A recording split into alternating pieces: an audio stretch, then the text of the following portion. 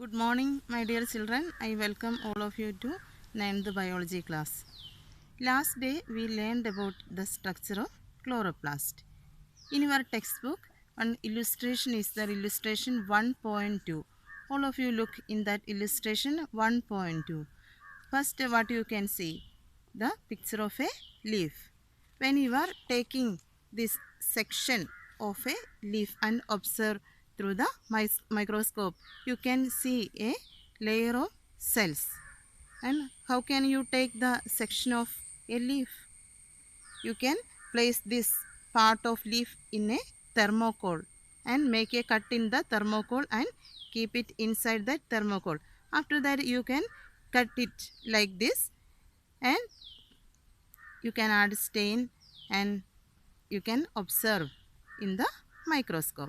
Then when you are observing this section of leaf, you can see the layers of cells like this.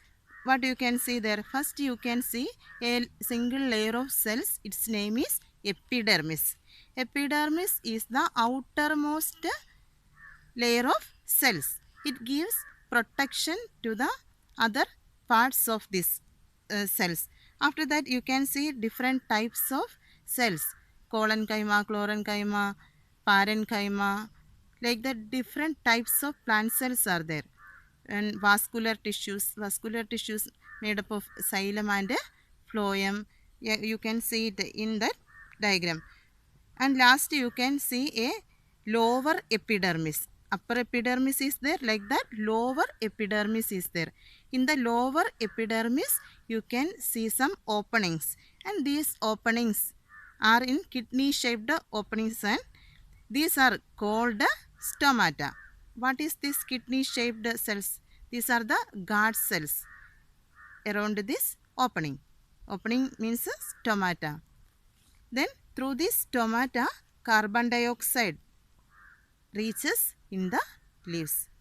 Leaves need carbon dioxide for the process of photosynthesis.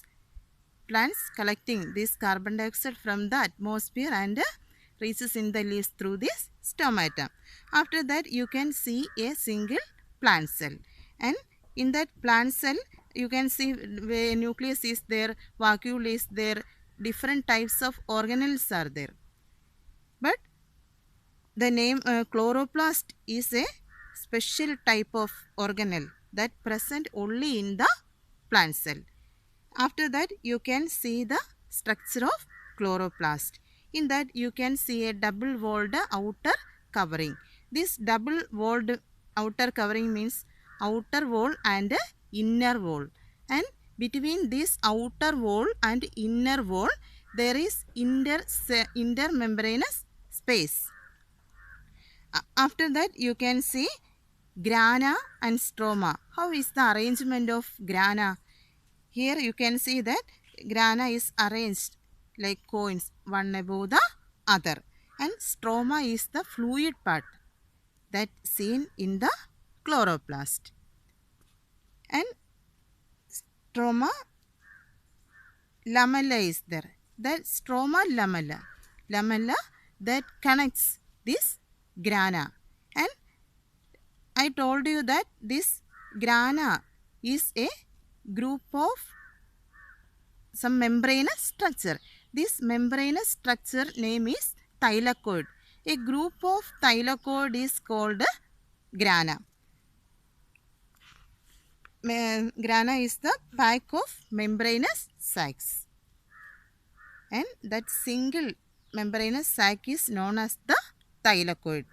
As next you can see the pigments of chloroplast.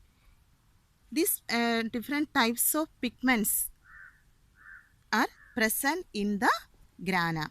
Then these pigments helps to absorb sunlight. Which are the pigments that present in the grana? Chlorophyll A, chlorophyll B, xanthophyll and carotene. But only this chlorophyll A directly taking part in the process of photosynthesis.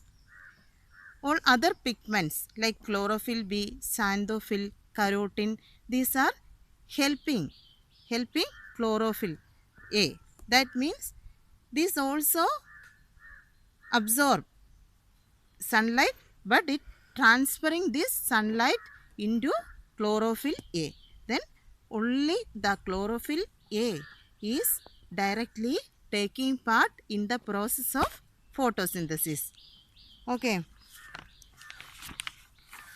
So this is very important term.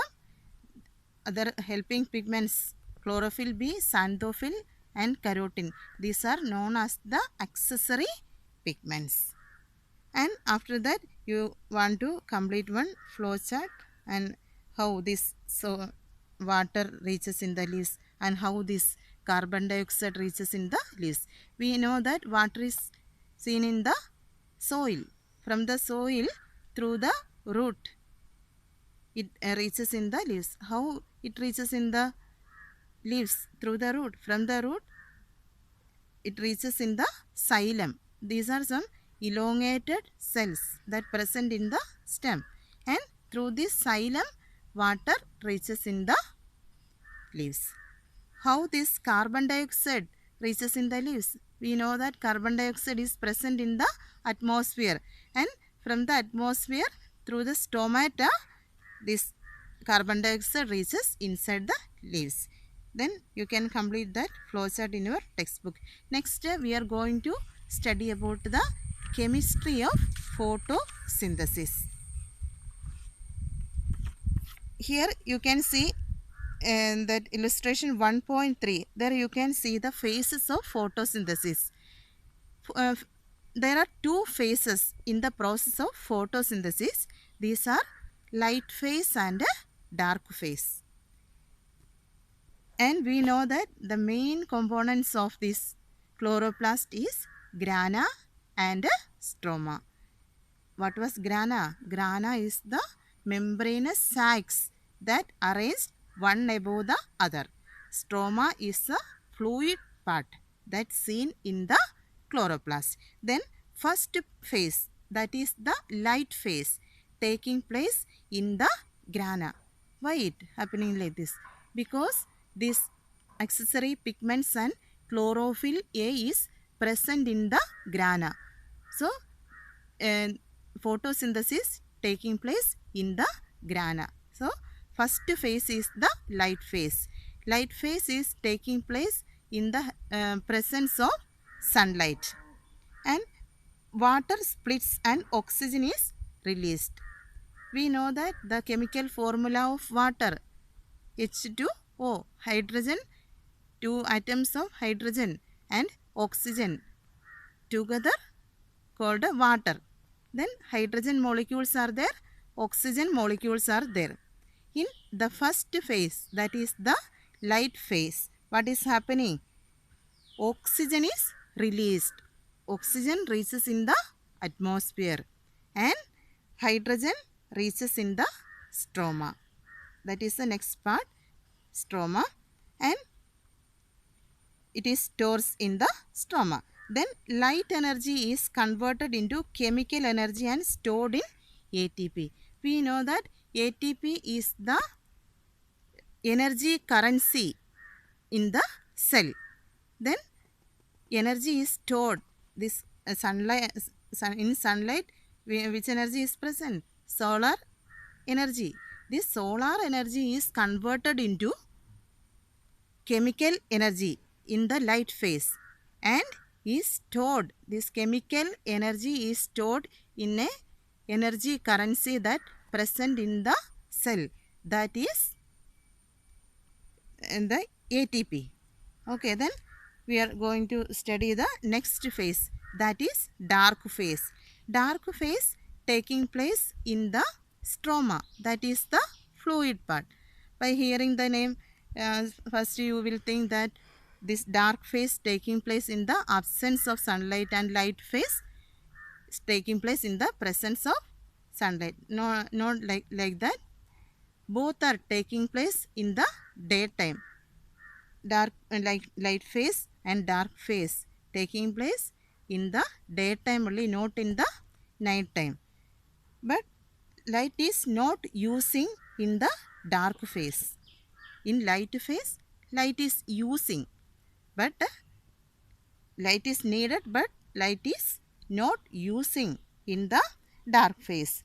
Then energy that is stored in the ATP is used to combine hydrogen and carbon dioxide to produce glucose. I will show you the equation for the photosynthesis. Okay, thank you. Have a nice day.